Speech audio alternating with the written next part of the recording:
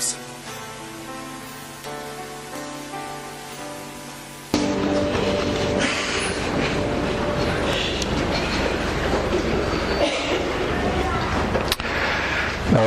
Ek weet jy gaan nou nie vanoggend regtig kan lees daar waar jy sit nie, miskien het jy jou selfoon of iets wat jy vanaf lees of jou tablet, maar so ons gaan vanoggend maar werk op ons auditiewe gehoor, geheue en vanoggend gaan ons saam lees, net as ons teksgedeelte uit die brief van 1 Johannes 1, en ons gaan lees vanaf vers 1 net tot en met vers 4, wat ons gaan saam lees. Kom ons word net vir 'n paar oomblikke stil, en ek wil hê dat jy net daar waar jy sit, dat jy net self eers vir 'n oomblik met die Here praat. Ek dink is belangrik vanoggend dat jy vir die Here sal vra en vir die Heilige Gees veral sal vra, want hy is spesiaal vir ons gestuur in hierdie tyd. Dat jy vir hom sal vra om jou vanoggend te bedien. Dat dit nie my woorde sal wees nie, maar dat jy vir hom sal vra, Heilige Gees, kom werk net vanoggend met my. Want U is vir ons gestuur. U moet die woorde van Jesus openbaar, U moet hom openbaar in ons, U moet my bemagtig, en dat hy dit vanoggend doen. Vra dit vanoggend in jou eie woorde, vra dit vir hom. Kom ons word vir 'n paar oomblikke stil en ek gee vir jou geleentheid.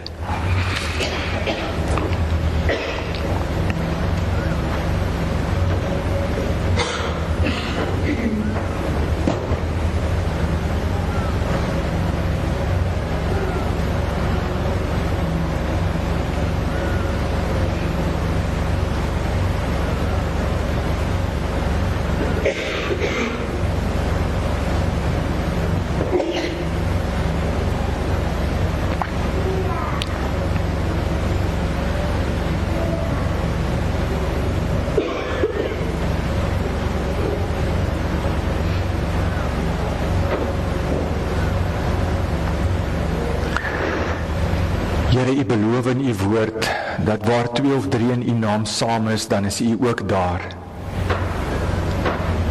Ons glo dit en ons weet dit, dat U vanoggend hier is in hierdie kerkgebou. Want U het ons hier byeengebring.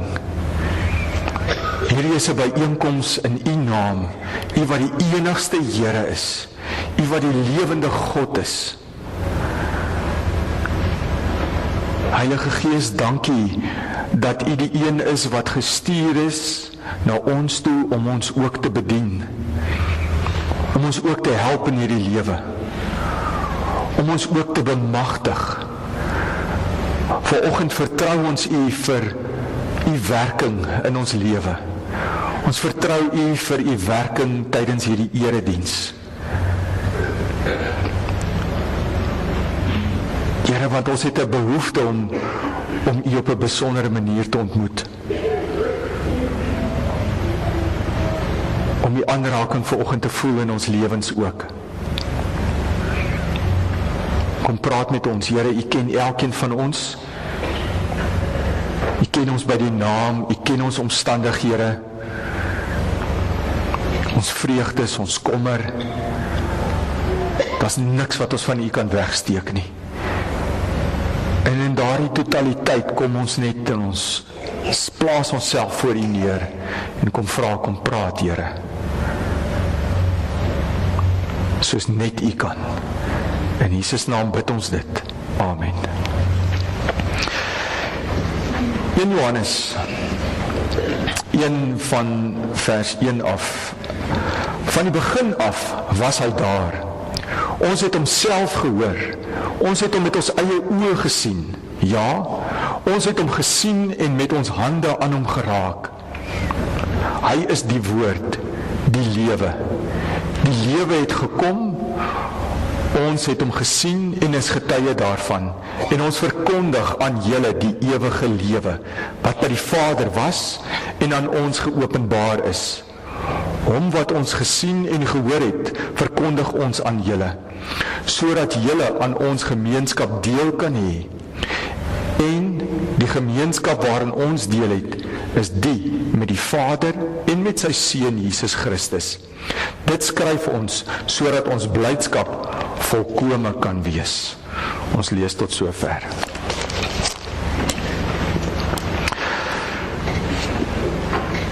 Jy ken seker ook, en dalk het jy hierdie speletjie daar by die huis, hierdie bordspeletjie, dis dalk vandag 'n goeie tyd aangesien daar in die krag is nie om hierdie bordspeletjie bietjie uit te haal en te speel saam met jou kinders of saam met die res van die familie. Monopoly. Nou, julle weet almal dat Monopoly gaan oor dis eiendomstransaksies wat 'n mens doen, so jy kan nou op iewers op daai blokkies land en dan kan jy nou vir jou 'n eiendom koop en later kan jy vir jou huise opsit en later kan jy vir jou hotel daar opsit. En so het hierdie seentjie en sy oupa gereeld Monopoly gespeel en dit was vir hulle baie lekker, maar dit was lekker vir die seentjie, hy het tyd saam met oupa spandeer, maar die slegte daarvan was dat hy het elke keer verloor. Maar die ding is, as jy nou Monopoly ken, dan sal jy weet, jy moet hierdie, net voor daar waar Gou staan, hier onderste hoekie, jy moet eintlik daai strate hê, daai Eelhofstraat. Dis die strate wat jy moet hê, want as jy daar hotelle en huise op daai straat het, dan maak jy, as hulle daar op land, dan vat jy al hulle geld, En so het oupa elke keer daai, vir een of ander rede het hy elke keer daai strate gekry, en dan maak hy klomp geld, en dan verloor Boetman. Maar op 'n dag, toe land hy sommer vinnig daarop, en hy besluit vandag is die dag, wat ek hierdie oupa gaan wen. En hy doen dit toe inderdaad ook, hy sit vir hom huise op, en hy het later hotelle opgesit, en daardie dag wen hy vir oupa. En hy vat al sy geld, al die geld is hier voor hom, en net al die huise op die bord, alles behoort aan hom. En toe sê oupa vir hom, nou het jy gewen my seun, ek het niks meer nie, ek is bankrot.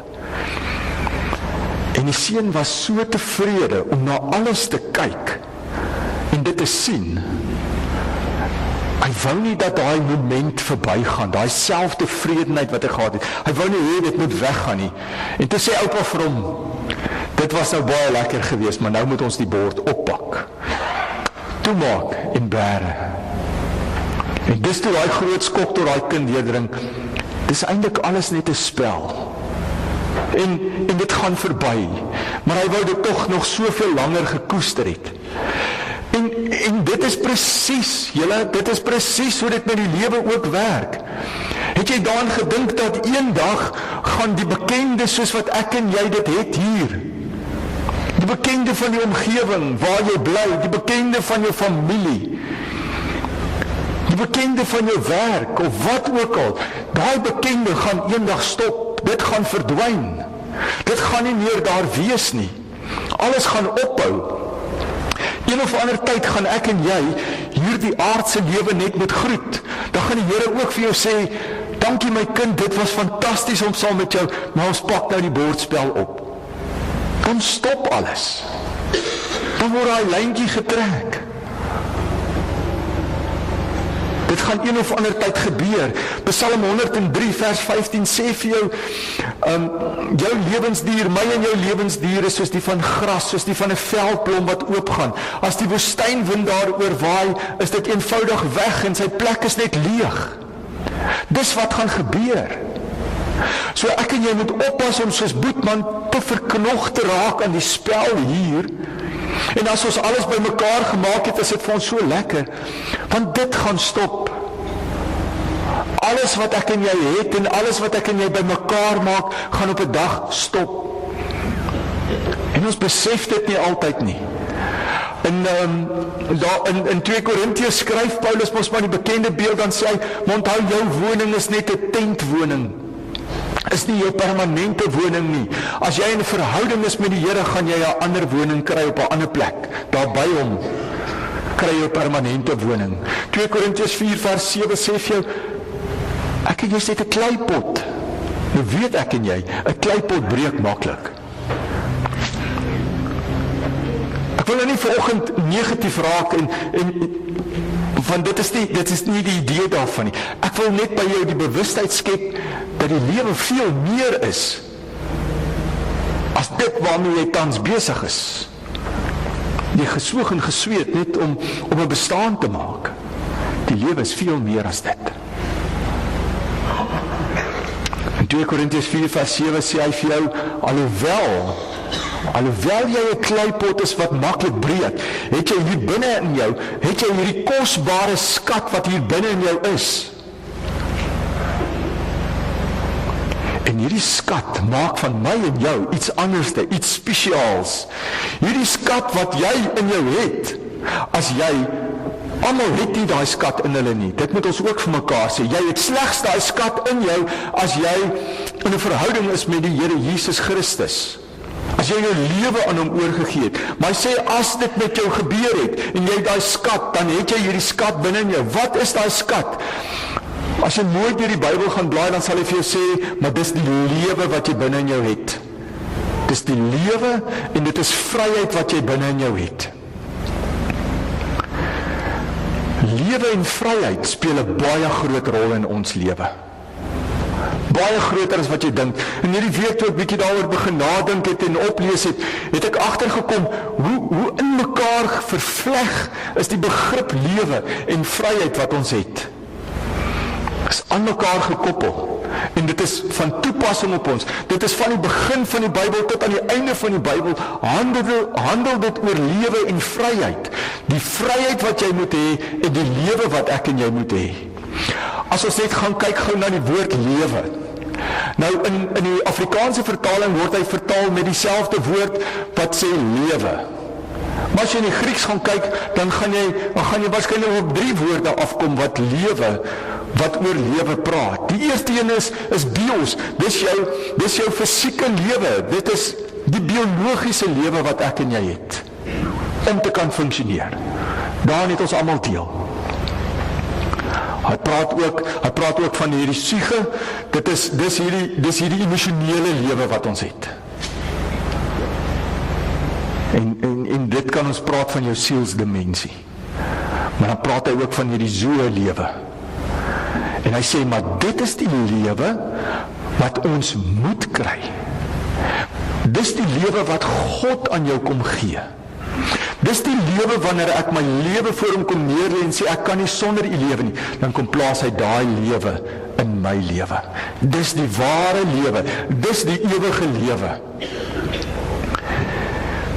Dis die lewe wat op 'n baie besondere manier ook aan vryheid gekoppel is. Dis die lewe wat Jesus kom bewerkstellig het deur die kruisdood van Jesus. So is daar ook die hele begrip van vryheid.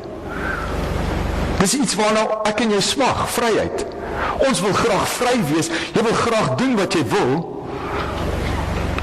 Ons weet vryheid kan goed wees vir jou, maar te veel vryheid is ook sleg vir jou. Nou 2 Petrus 2 vers 16 kom sê vir jou, moenie julle vryheid gebruik as dekmantel om kwaad te doen nie. Gebruik dit om God te dien. Paulus praat in Romeine, praat hy moenie jou vryheid gebruik ook as 'n dekmantel om sonde te doen nie. Gebruik dit om God te dien.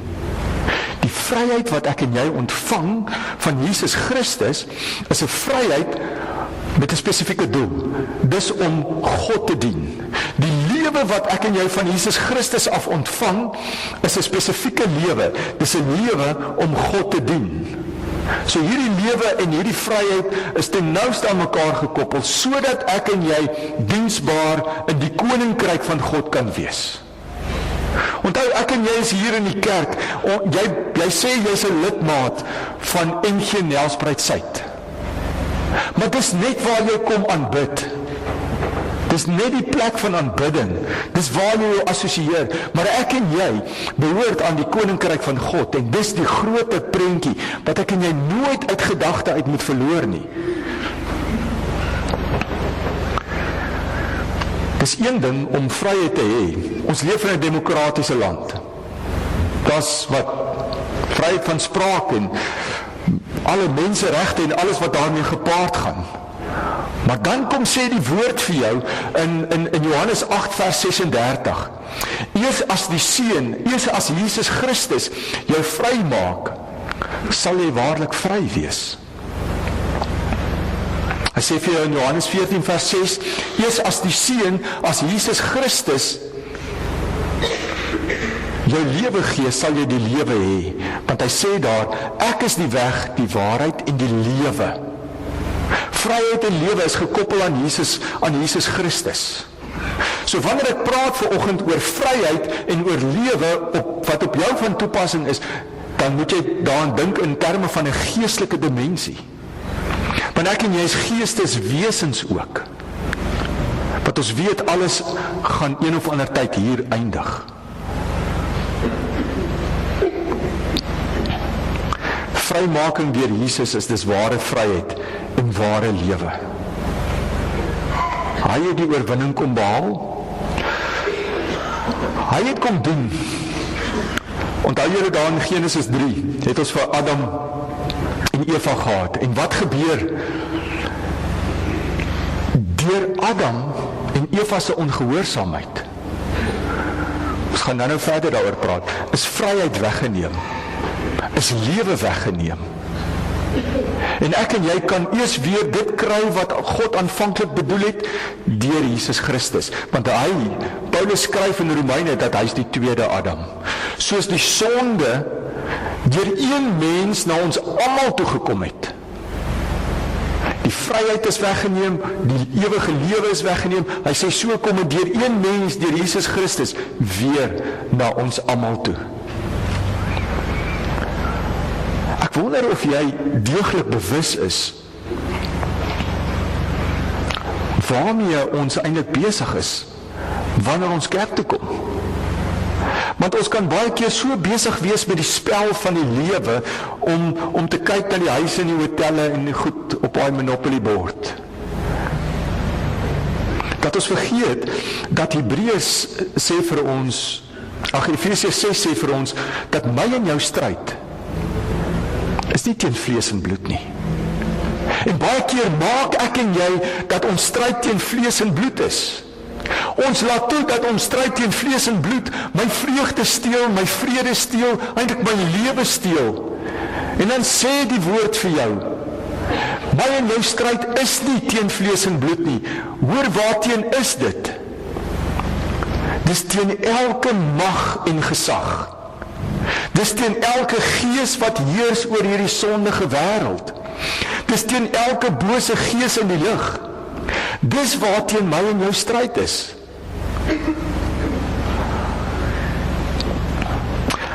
As jy mooi dink oor hierdie vers, dan moet ek vanoggend vir jou sê, daar's 'n teken op jou rug.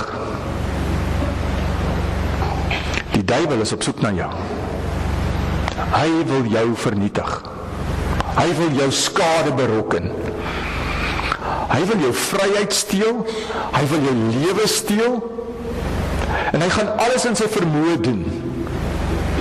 Hy gaan jou denke beïnvloed, sodat jy anders te begin dink, sodat jy later nie meer God se pad begin stap nie, sodat jy die wêreld se pad begin stap. Sodat jy dink, maar almal doen dit. Dan moet dit tog seker reg wees. En dan kies ek die pad van die wêreld, want almal doen dit. Maar ek kies nie noodwendig die pad van God nie. Hy gaan ander versoekings oor jou pad bring, wat die lewe vir jou baie moeilik gaan maak. Wat is sy doel? Is dat hy jou wil vasbind. Hy wil jou lewe vasbind, so hy wil jou vryheid steel, hy wil jou lewe steel. Want dis hoekom ons sê, weet jy wat, wees bewus daarvan, dat jou stryd is nie teen vlees en bloed nie. Die duiwel is 'n realiteit. Moenie glo dit wat die media baie keer skryf nie. Moenie glo dit wat sommige teoloë sê, dat dit nie so is nie. Hy is daar, en hy wil ons vernietig. Hy wil die lewe wat Jesus Christus kom bewerkstellig het vir jou, wil hy kom steel by jou. En ek dink ons onderskat baie keer sy invloed en sy werking wat hy het in ons lewens. Dalk sit jy hier en jy sê vanoggend, ag nee, maar wat gaan hy nou, wat doen hy aan my? Hy doen niks aan my nie. Ek behoort aan die Here. As ek tyd het en ek wys vir jou hoe hy te werk gaan, dan gaan jy dalk 2 keer dink, want hy beïnvloed jou so, dat het jou verhouding met God beïnvloed aan die einde van die dag. Dis hoekom Jesus ons waarsku, toe hy daar in Johannes 10 vers 10 gesê het, hierdie ene, wat kom, hy's 'n dief. Hy's 'n dief, hy wil steel, hoor wat doen hy, by jou, wat wil hy met jou doen? Hy wil steel by jou, slag, uitroei en verwoes. Dis wat hy met jou wil doen. Hy dra nie jou belang op die hart nie. Kyk hoe slinks het hy gewerk met Adam en Eva. Hy het nie hulle belang op die hart gedra nie. Hy het na hulle toe gegaan en gesê, ek kan vir julle vryheid gee, die vryheid wat God het, dat jy soos God kan wees. Maar hy het met 'n slinkse plan gekom. En op die ou einde wat? Kom steel hy die vryheid wat hulle het, en hy kom steel die lewe. So wees gewaarsku dat hy na jou toe gaan kom met slinkse planne, en dit gaan vir jou okay lyk, maar dit gaan 'n duur prys wees. Jy gaan 'n duur prys betaal as jy vir hom gaan luister. In 1 Petrus, as jy my nog nie glo nie, 1 Petrus 5 vers 8 is daai ander vers wat vir jou sê dat jy gewaarsku moet wees. Jy kan nie sê maar ek is nie gewaarsku nie, want hy sê daar vir jou vyand is daar buite. Hy wil jou vernietig. En dis hoekom 1 Petrus 5 vers 8 vir jou sê, wees nugter, wees wakker, wees op die uitkyk, wees soos iemand wat moet wag staan, iemand wat op 'n uitkykpos is, wat moet kyk, waar is die vyand? Hy sê, ek en jy moet wakker wees in die lewe, want hy loop daar. As 'n teiken op my en jou rug, en hy gaan ons kom aanval. Wees gewaarsku, wees gereed daarvoor.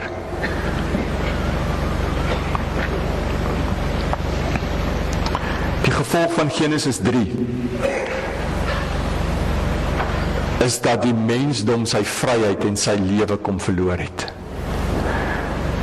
'n verdere gevolg daarvan is dat daar vyandskap is tussen ons en die duiwel. Nog 'n gevolg is dat ons verhouding met God verbrokkel het. Kom ek vra vir jou vanoggend, hoe vry is jy? Is jy waarlik vry? Ek en jy leef in 'n demokratiese land met vryheid. Maar hoe vry is jy waarlik? Het jy die vryheid waarvan die woord praat? Daai vryheid wat ook vir jou vrede gee, het jy dit? Besit jy dit?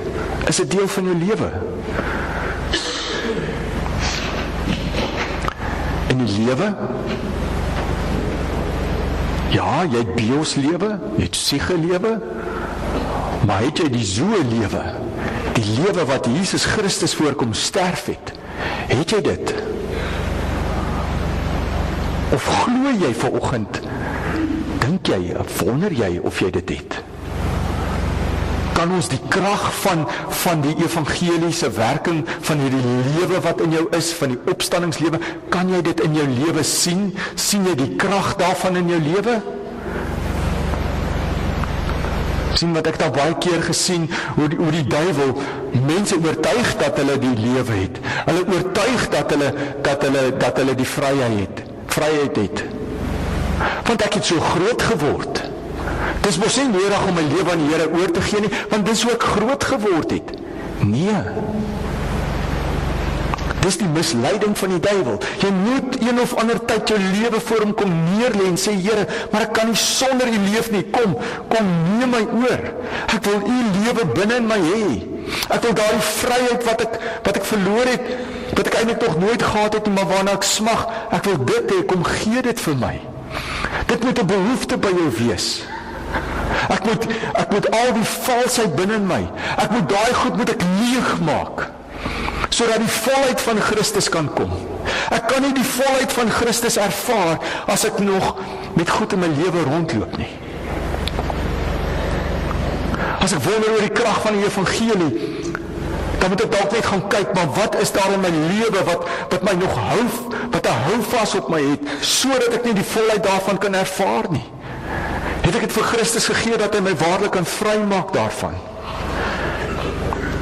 'n baie besonderse teks is Jesaja 61 vers 1 tot 3. Hy gaan op die bord verskyn.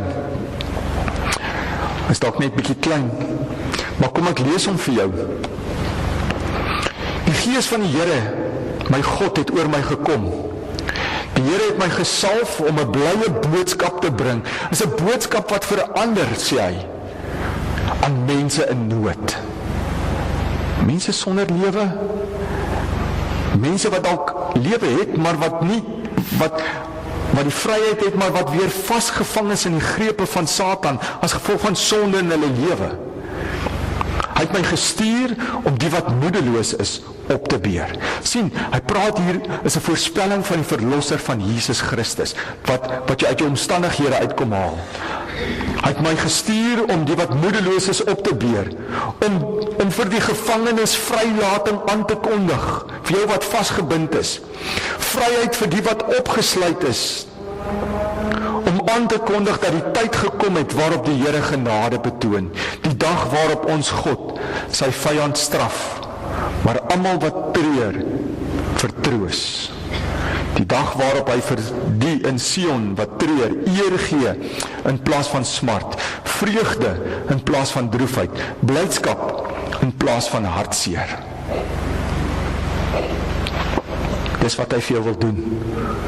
Dis hoekom hy aan die kruis gesterf het. In Lukas 4 vers 16 tot 21 is die bevestiging daarvan, toe Jesus in die tempel gelees het, toe hulle vir hom die boekrol van Jesaja gegee het en hy maak daar oop. Dus dit hierdie gedeelte, toe sê hy maar, dis hoekom ek gekom het, sodat ek jou kan vry maak, dat jy waarlik vry kan wees in Jesus, dat jy waarlik lewe kan hê. Deur sy kruisdood weet ons dat hy dit gedoen het. Want dis hoekom hy in Johannes 10 vers 10 sê, hy gebruik daai kontras in daai vers, en in 10 vers 10 dan sê hy mos, ek het gekom om vir jou die lewe te gee in oorvloed. Ek gekom, en daar gebruik hy die woordjie so lewe. Hy het nie gekom vir bios lewe nie, hy het nie gekom vir siege lewe nie, hy het gekom vir so lewe. Daai ewige lewe. Romeine 8 vers 2 is 'n baie besondere vers wat sê, die wet van die Gees wat jou in Christus, Jesus, die lewe gee, het jou ook vrygemaak van die wet van die sonde en dood. In Jesus is daar lewe en vryheid. Onthou, hierdie is 'n geestelike oorlog wat gevoer word.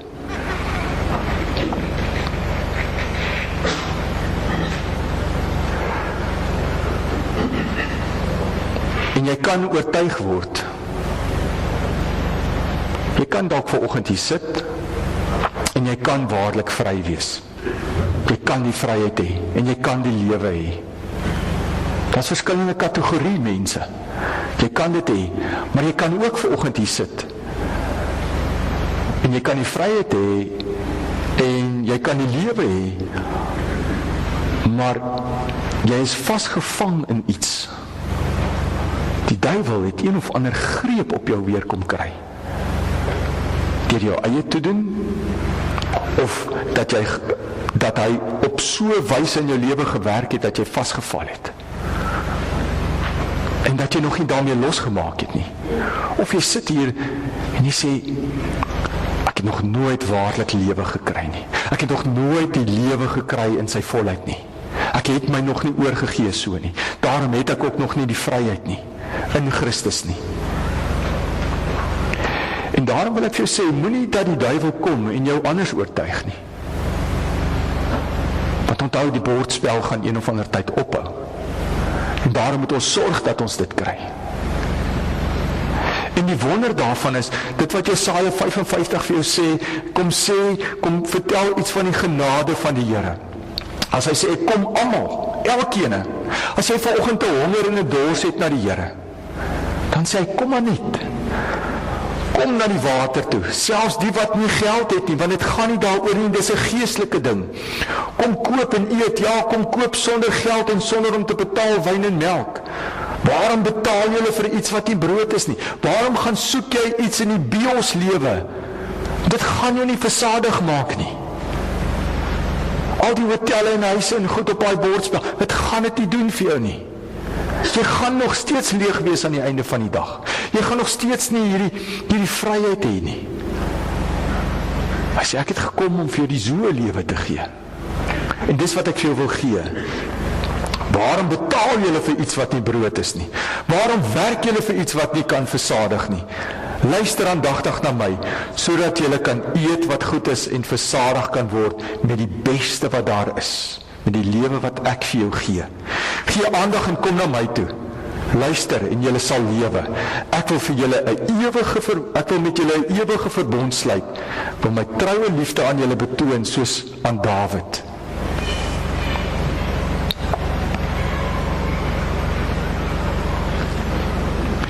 Het die Here Jesus nie aan die kruis gesê, tetelestai, dit is volbring, alles is verby nie, dit wat ek gedoen het, het ek vir jou gesterf, sodat jy die oorwinning kan behaal, sodat jy vry kan wees, sodat jy die lewe kan hê.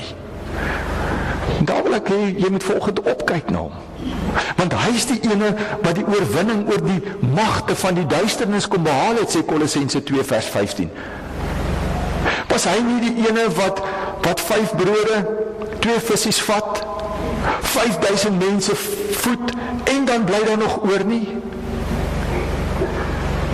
Dit was Jesus wat die storm op die see stil gemaak het. Dis hy wat vir mense kom lewe gee het. Dis hy wat genesing gebring het. Dis hy wat mense bevry het uit hulle omstandighede uit. Dis hy wat sê, as ek jou vry maak, sal jy waarlik vry wees. Dis hy wat vanoggend vir jou sê, ek is die ware lewe. Hy is hier ook vanoggend, deur die Heilige Gees, om jou vry te maak. En weer vir jou nuwe lewe te gee. En die mooi daarvan is, wat hy ons nou sê, maar onthou, ek het 'n ooreenkoms met jou. Ek het 'n ooreenkoms wat ons noem 'n verbond. En as jy gaan lees, dan sê hy, alles sal moet verdwyn, die planete en alles, voordat daardie verbond tussen my en jou sal verdwyn. Want dit is 'n ewige verbond. En wat staan in daai verbond? Ons het dit al baie hier gelees, en ek wil jou vanoggend weer daaraan herinner, want hy sê in daai verbond, onthou my kind, ek sal jou kliphart uithaal. Ek sal vir jou nuwe lewe kom gee. Ek sal vir jou hart van vlees gee.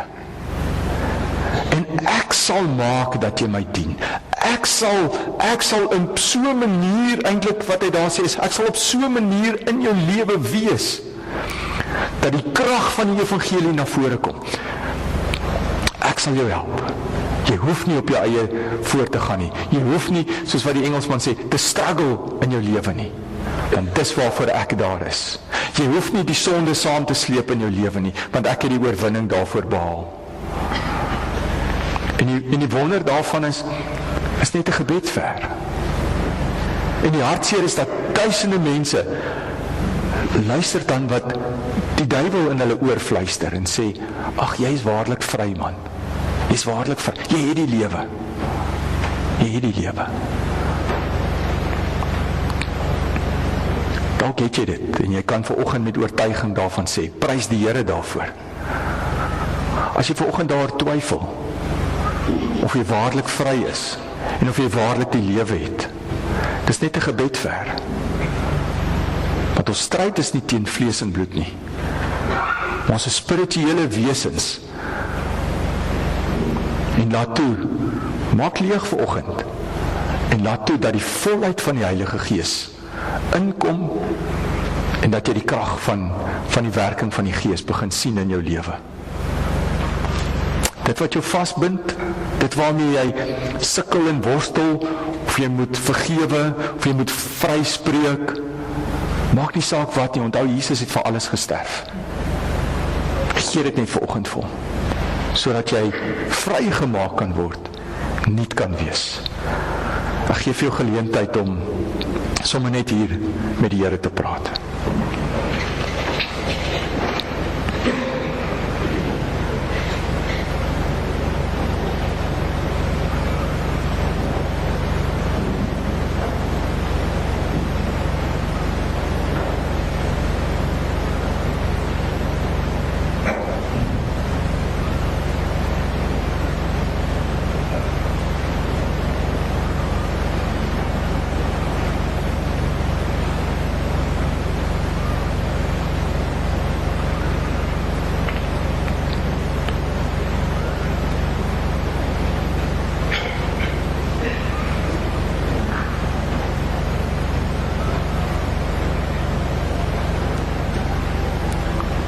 Vader, ons kan baie keer soos dwaase mense leef en dink alles gaan maar net aan soos wat dit aangaan. Maar ons weet dit gaan stop. Ons weet ons lewe hier is nie vir ewig nie. Dankie dat ons vanoggend weer kon hoor dat ons stryd is nie teen vlees en bloed nie. Maar Here, dankie dat U die oorwinning kom behaal het. Here Jesus, dankie dat U aan die kruis gesê het, tetelestai, en dat alles volbring is.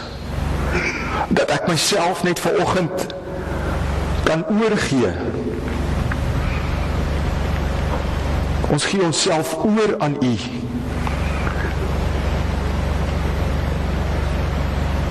Ons smag na die volheid van dit wat U beloof in U woord, na die lewe in oorvloed, na 'n geesvervulde lewe.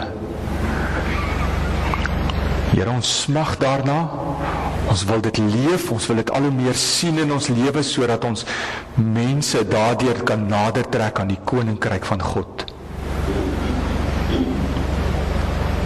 Dankie Here dat U ons kom vrymaak. Dankie dat U elke gebed vanoggend gehoor het, elkeen wat gepleit het by U vir vryspraak, om die bande van Satan te breek. Dankie dat U dit gedoen het. Dankie vir die lewe wat U in ons kom plaas het. Dankie dat U ons vrygemaak het. Here, moet ons asseblief nie hier los nie. Heilige Gees, ek kom bid dat ons die grootheid en die almag kom sien in ons lewens.